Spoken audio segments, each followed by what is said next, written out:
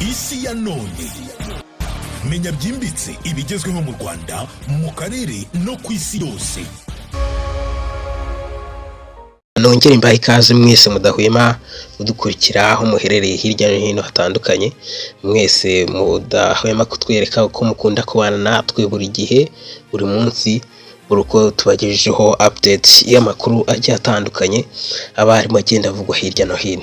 Kuri uno munsi rero ku itariki 16 Werurwe 2026 ni umunsi w'intambara n'ubundi urakomeje. Intambara iri guhuza igihugu cya Iran n'ibihugu bibiri byiyemeje gushyira hamwe kugira ngo birwanyirize hamwe igihugu cya Iran, ari byo Leta Zunze Ubumwe za Amerika ndetse n'igihugu cya Israel.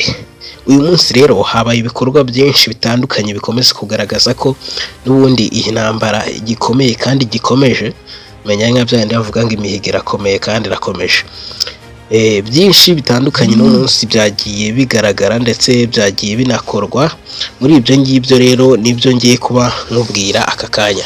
Nizere ko wamaze kwinjira mu muryango wacu mugari, umuryango mugari w'ikinyamakuru cyacu cyangwa se wa chaîne yacu Isi ya None TV, aho tukugeza amakuru atandukanye. Reka nihute nizimbye mu magambo cyane. Kuri uyu munsi rero ikintu kidasanzwe Iran yakoze kuri Leta Zunze Ubumwe za Amerika si igisasu kinini gusa, ahubwo ni ibitero bya cyber, indege zitagira abapilote cyangwa se drone. Uno munsi Iran yakoze ibintu bikomeye cyane. Yagiye irasa amwe mu cyber ya Leta Zunze Ubumwe za Amerika ikoresheje amadrone, kuko muri kino gihe igitero gikomeye cya cyber uri sosiyete yo muri Leta Zunze Ubumwe za Amerika ni ikintu gikomeye cyane. Ni ukurasa ibirindiro n'ibikorwa remezo bya Leta Zunze Ubumwe za Amerika. Niyo ntwaro Iran irimo gukoresha muri kino gihe. Abahaka cyangwa se abahanga mu by'ikoranabuhanga ba Iran bateye sosiyete ikora ibikoresho by'ubuvuzi muri Leta Zunze Ubumwe za Amerika, Strike. Iyi systeme ya Microsoft, iyi company yakoreshaga systeme zayo zahagaritswe ubu ngubu. Byagize rero ingaruka ku bitaro bitandukanye ndetse n'ibikorwa by'ubutabazi muri icyo gihugu. Ibi bifatwa nk'igitero kinini cya cyber mu ntambara kurusha uko byari bisanzwe. Byakozwe rero nk'igihano gikomeye cyo kwihimura ku butegetsi bwa Leta Zunze Ubumwe za Amerika, bikozwe n'ingabo z'igihugu cya Iran, nk'uko tubikesha ikinyamakuru cyitwa Wall Street Journal kitugezaho amakuru atandukanye arimo kugenda abera muri iyi ntambara. Ikindi kintu cya kabiri cyabaye kuri uno munsi ni ibitero bya drone byakwirakwijwe mu karere.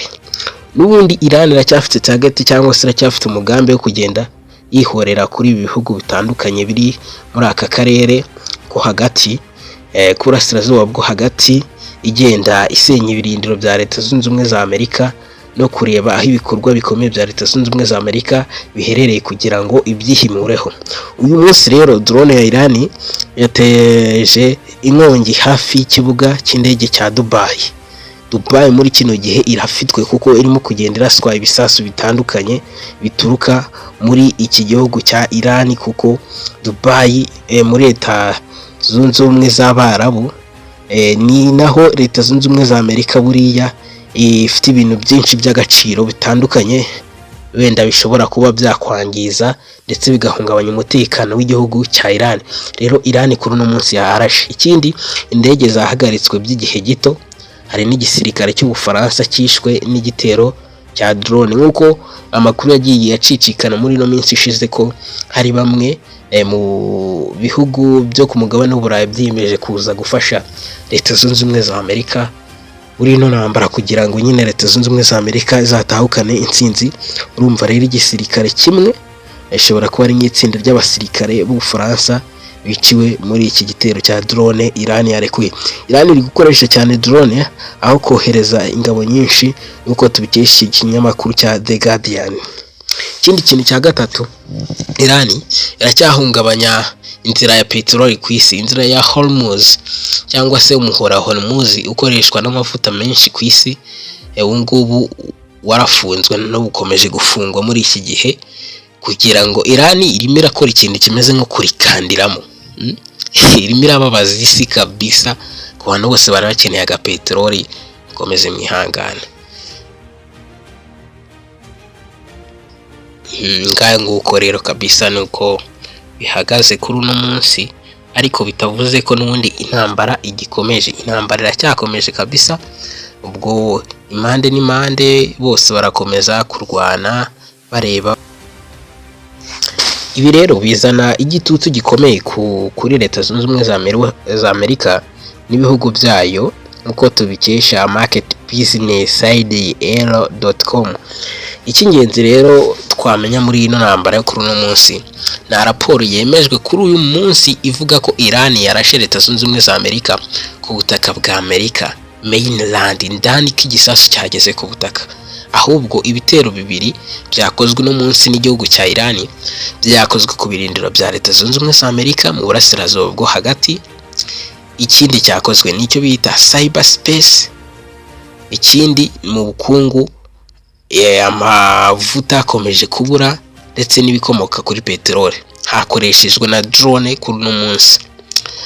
Mu magambo magufi rero, uyu munsi Iran yakoze igikorwa gikomeye cyane cya cyber kuri Leta Zunze Ubumwe za Amerika ndetse n'ibitero bya drone, hakiyongeraho no guhungabanya ubucuruzi bwa peteroli ku isi.